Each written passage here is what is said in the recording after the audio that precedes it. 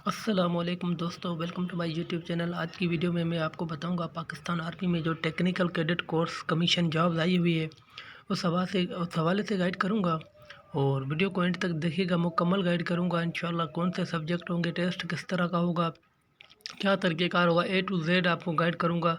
Video को skip मत कीजिएगा, वीडियो को मुकम्मल देखिएगा। उसके बाद भी अगर आपका कोई क्वेश्चन रह जाए तो आप मुझसे कमेंट सेक्शन में पूछ सकते हैं। तो वीडियो स्टार्ट करते हैं। वीडियो स्टार्ट करने से पहले अगर चैनल पर नए हैं तो चैनल को सब्सक्राइब करें, लाइक करें, साथ ही साथ बेल आइकॉन पर क्लिक करें ताकि मेरे हर नए आने वाले वीडियो की नोटिफिकेशन आपको मिलती रहे और लास्ट डेट से पहले पहले आप जो है उस वैकेंसी से बाखबर हो सकें। तो चलिए वीडियो स्टार्ट करते हैं। सबसे पहले हमारे पास जो ये जो जॉब आई हुई है वो ये है कि Pakistan army technical cadet course commission job है। और इसके लिए जो आपको रैंक दिया जाएगा वो सेकंड लेफ्टिनेंट का रैंक दिया जाता है सिलेक्ट होते ही। तो उसके लिए क्राइटेरिया क्या है, तो सबसे पहले हमारे पास आ जाता है जो इसकी रजिस्ट्रेशन है, यानी लास्ट डेट है 20 फरवरी से लेके 21 मार्च तक आप अप्लाई कर सकते हैं। 21 मार्च इसकी लास्ट डेट है। और उसके बाद जो शुरुआती जो टेस्ट होते हैं सेंटर पे टेस्ट, वो होंगे आपके 27 मार्च से लेके 28 अप्रैल तक। यानी इस एक महीने के दरमियान में आपके सारे टेस्ट जो इनिशियल टेस्ट होते हैं वो हो जाएंगे। और उसके लिए जो एजुकेशन चाहिए, आपकी जो क्वालिफ़िकेशन होनी चाहिए वो आपकी मैट्रिक होनी चाहिए। 60% आपकी मैट्रिक में होनी चाहिए। और उसके बाद बात आ जाए एफएससी यानी इंटरमीडिएट जो है आपकी प्री इंजीनियरिंग में होनी चाहिए, क्योंकि ये इसके लिए प्री इंजीनियरिंग और कंप्यूटर साइंस वाले अहल होंगे, यानी जिसने मैथमेटिक्स पढ़ी हो इंटर में। मेडिकल वाले इसके लिए इनएलिजिबल हैं। और जो उसके जो इंटर में जो आपकी जहाँ एफएससी में जो परसेंटेज होनी चाहिए वो 65% आपकी होनी चाहिए। और उसके बाद आ जाता है हमारे पास अगर कोर्स की जो एज वगैरह होगी, आपकी एज आपकी होनी चाहिए 17 से 21 साल तक, यानी कम से कम मिनिमम जो आपकी एज हो वो 17 साल होनी चाहिए और मैक्सिमम आपकी एज 21 साल तक होनी चाहिए।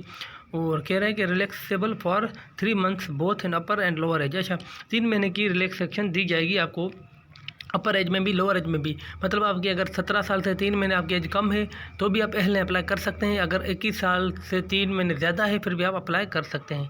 जेंडर इसके लिए कह रहे हैं मेल, सिर्फ मेल ही अप्लाई कर सकता है, फीमेल अप्लाई नहीं कर सकती। उसके बाद आ जाता है मैरिटल स्टेटस जो है आपका वो अनमेरिड होना चाहिए।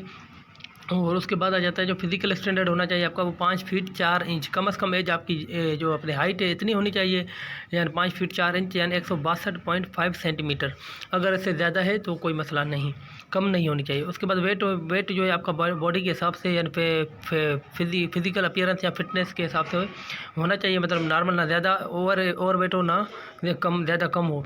उसके बाद नेशनलिटी आ जाता है citizen of Pakistan and domicile holders of Azad Kashmir and Gilgit Baltistan.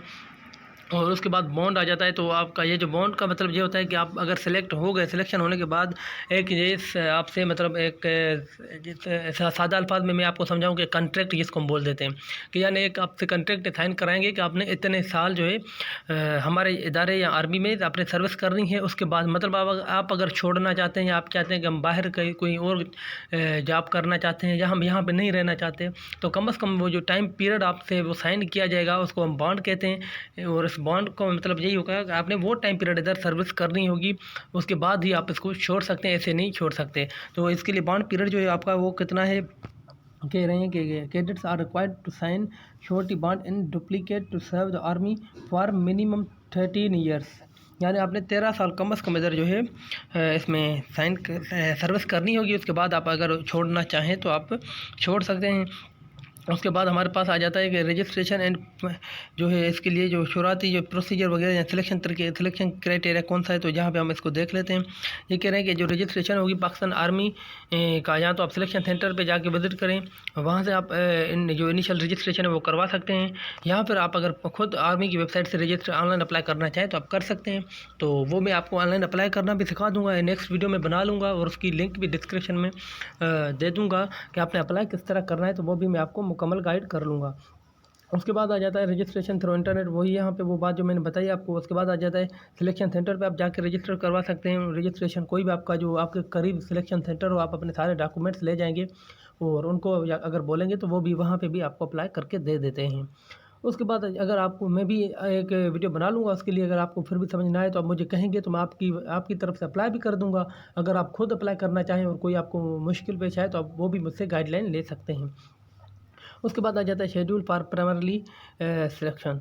तो यहाँ पे जो है रजिस्ट्रेशन वही आ जाती है कि आपने जो है 20 फरवरी से लेके आप 21 मार्च तक जो है अपना रजिस्ट्रेशन कर सकते हैं। इसमें इंक्लूड सैटरडे संडे, यानी आप सैटरडे संडे को भी अप्लाई कर सकते हैं। इसका कोई ऐसा इशू नहीं कि ये छुट्टी के दिन है या और कुछ। उसके बाद आ जाता है जो टेस्ट होंगे वो 27 मार्च से 28 अप्रैल तक होंगे, एक्सेप्ट सैटरडे संडे। क्योंकि अब जो टेस्ट लेंगे, टेस्ट आप देने जाएंगे तो सैटरडे संडे को ये टेस्ट नहीं लेते, वो छुट्टी के दिन होते हैं फोर्सेस के। उसके बाद आ जाता है सिलेक्शन जो होगी वो आपकी इंटेलिजेंस एंड एकेडमिक टेस्ट होगी। तो कह रहे हैं candidate declare successful and intelligence test. अगर आप सिंपल सा मैं आपको बता दूं कि आपने सबसे पहले जैसे ही आप कंप्यूटर पे जाएंगे वहाँ पे टेस्ट देने, तो आपको सिस्टम पे बिठाया जाएगा और जो आप अप्लाई करते हैं रजिस्ट्रेशन स्लिप आपकी जो जनरेट होगी उस पर रोल नंबर वगैरह आपको दिया गया होता है, वो आप उधर एंटर करेंगे, लॉगिन करेंगे। उनका अपना टेस्ट पोर्टल होता है, तो वो जैसे ही आप लॉगिन करेंगे तो आपके पास सबसे पहले जो होगी IQ टेस्ट ओपन हो जाती है। 90 क्वेश्चन होते हैं आपके वर्बल IQ के, और उसके बाद होते हैं 90 जो है नॉन वर्बल के। तो उसके हवाले से मैंने एक वीडियो बनाई हुई है IQ की, आप उसको मेरे चैनल पे जाकर देख सकते हैं। मैंने अभी वर्बल के लिए सिर्फ टिप्स और ट्रिक्स आपको बताए हैं। अगर आपको मज़ीद ऐसी वीडियो चाहिए तो आप मुझे बता दीजिएगा, इंशाल्लाह ऐसा गाइड करूँगा कि आप ज़िंदगी में कभी IQ टेस्ट फेल नहीं करेंगे। तो उसके लिए मैंने एक वीडियो बनाई है कि आपने IQ टेस्ट किस तरह हल करनी है, कौन सी टिप्स और ट्रिक्स हैं जो आपने सीख लेनी है। तो 40 मिनट होते हैं, 90 क्वेश्चन होते हैं। आपने पहले तो वर्बल, उसके बाद नॉन वर्बल, आपने ये दोनों पास करनी होगी। उसके बाद आपकी जो है एकेडमिक क्वेश्चन जो है ओपन हो जाते हैं।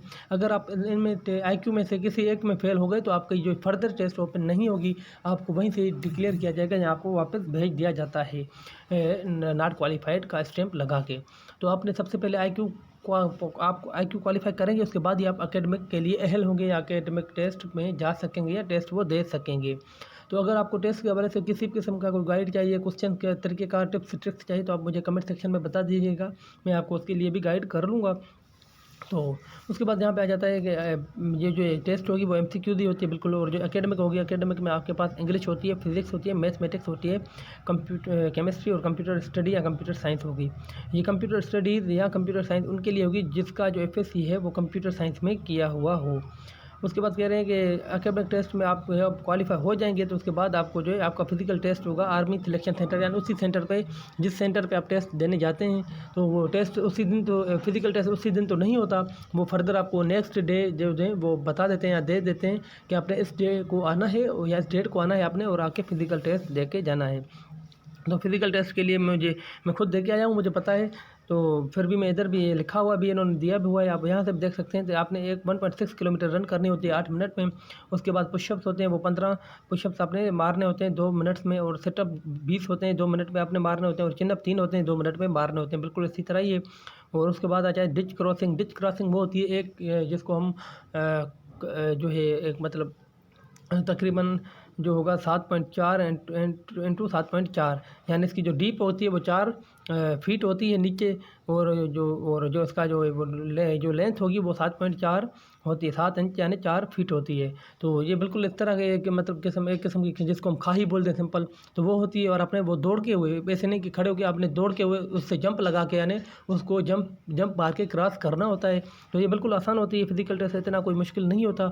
बाकी जो आपने रनिंग के लिए थोड़ी तैयारी करनी है, रनिंग की तैयारी करने की ज़रूरत नहीं है, मैं आपको थोड़ी सी टिप्स बता देता हूँ, आप उसको फॉलो करें तो इंशाल्लाह आप रनिंग पास कर लेंगे, इतना कोई इशू नहीं होता। सबसे पहले आपने जो रनिंग स्टार्ट करनी है तो आपने स्लो कदम स्टार्ट करनी है। जो शुरू में ही आपने फास्ट रनिंग नहीं करनी, सिंपल से स्टडी कदम जिसको हम बोलते हैं, तो आपने वो ले लेने। सिंपल सी रनिंग जो होती है बिल्कुल नॉर्मल सी रनिंग करनी है। और दूसरी बात आपने ये याद करनी है कि रनिंग के दौरान कुछ खाना आपने नहीं है। काफ़ी लोग ये च्युइंगम वगैरह खा लेते हैं कि भाई इससे जो है इस तरह होता है वो होता है, जैसे सब कुछ नहीं होता इससे। आपने जो कुछ नहीं खाना, और जो अपने मुँह जो है आपने वो बंद रख लेना है। सांस जो आपने लेनी है वो अपने नाक से लेनी है। अगर आप मुँह ओपन कर, क्योंकि ये मेरा प्रैक्टिकल एक्सपीरियंस मैं आपको बता रहा हूँ, ये कोई ऐसे मैं अपनी तरफ से कोई मतलब नहीं बताया ऐसे बात बोल रहा, मैं खुद मैंने दी हुई है, अल्हम्दुलिल्लाह मैंने क्वालिफाई की हुई है। और जो भी जितने मैंने अल्हम्दुलिल्लाह टेस्ट दिए, फिजिकल हो या रिटन टेस्ट हो, अल्लाह की मेहरबानी से मैंने पास किए हैं, तभी मैं आपको ये बता रहा हूँ। तो आपने जो मुँह से सांस कभी नहीं लेनी, क्योंकि जैसे हम मुँह खोल लेते हैं तो जो रनिंग के दौरान जो हवा लगती है वो हवा हमारे डायरेक्ट जो अंदर जाके हमारे लंग्स के ऊपर इफेक्ट करती है। और जो है फिर बिल्कुल ऐसी हालत में, क्योंकि मैंने जो ज़िंदगी की पहली बार जब मैं रनिंग की थी तो मेरे साथ ये हालत हुई थी। और 1 घंटा में मतलब मुझ में इतनी हिम्मत नहीं थी कि मैं उठ के चल सकूं। तो मतलब जो है काफ़ी लोग जो है बेहोश हो जाते हैं इस वजह से। तो आपने जो मुंह कभी नहीं खोलना। जब आप समझे बिल्कुल आपकी सांस रुकने लगती है तो 2 सेकंड के लिए मुंह ओपन करके एकदम जो है सांस या जो हवा है अंदर ले लेनी है, और एकदम मुंह को बंद कर लेना है। बाकी जो आपने रनिंग के दौरान सांस लेनी है वो नाक के ज़रिए से लेनी है, मुंह को ज़्यादा टाइम ओपन नहीं करना, वरना मैं गारंटी के साथ आपको लिख के देता हूँ, आप कभी रनिंग पास नहीं कर सकेंगे, बेशक आप कितने भी एक्सपर्ट हो रनिंग के। तो आपने ये चीज़ अपने माइंड में रख लेनी है। और बाकी जो जैसे ही आपको आगे पहुँच जाए, आपका टाइम कम होने लगे, तो आपने फिर आहिस्ता आहिस्ता जो है आपकी अपनी जो स्पीड है वो बढ़ानी है। और लास्ट में जो मतलब वो बताते रहते हैं कि जल्दी आ जाओ, लास्ट में रहता है या इतने सेकंड रहते हैं, उसके बाद जो आपके अंदर हिम्मत होता है, आपने फुल स्पीड में जिस तरह हम भागते हैं उसी तरह अपने स्पीड को स्पीड अप करनी है, और जाके इंशाल्लाह आप जो है अपने जो एंड पॉइंट पे आप पहुंच जाएंगे।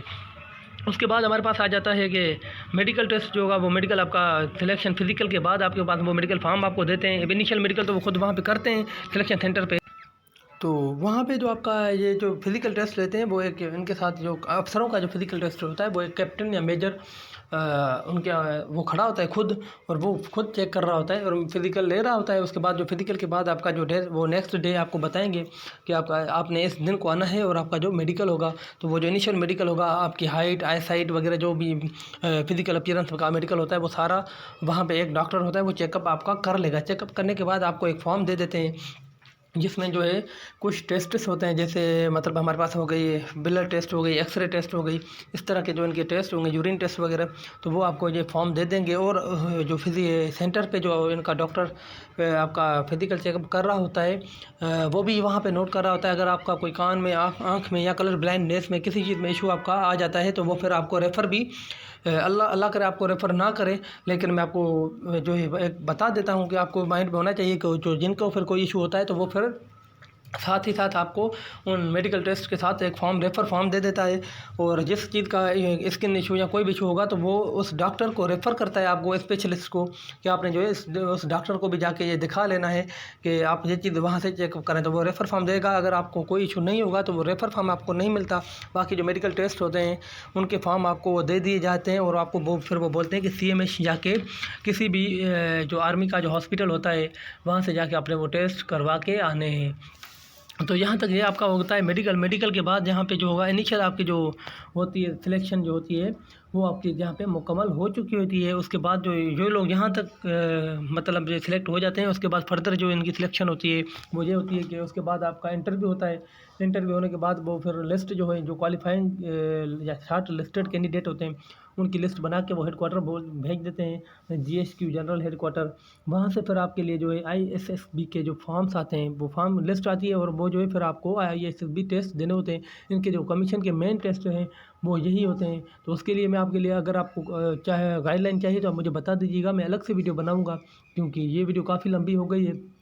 तो यहाँ पे मैं सिर्फ आपको जो इंट्रो उसका दे देता हूँ। तो वो टेस्ट 5 दिन का टेस्ट होता है, और वहाँ पे आपको वो आपने रहना होता है 5 दिन। और आपकी वो जो A to Z, यानी आपकी जो फुल जो उठना बैठना, खाना पीना, बोलना, सारा कुछ आपका नोट किया जाता है। और उसके हिसाब से उसके बाद वो उसका रिज़ल्ट आने के बाद, वो फिर आपका जो रिज़ल्ट है, वो फिर GSQ भेज देते हैं। और फिर फर्दर वहाँ से जो मेरिट यानी कॉल लेटर जो हम जिसको बोलते हैं, तो वो वहाँ से फिर आपको इशू हो जाता है।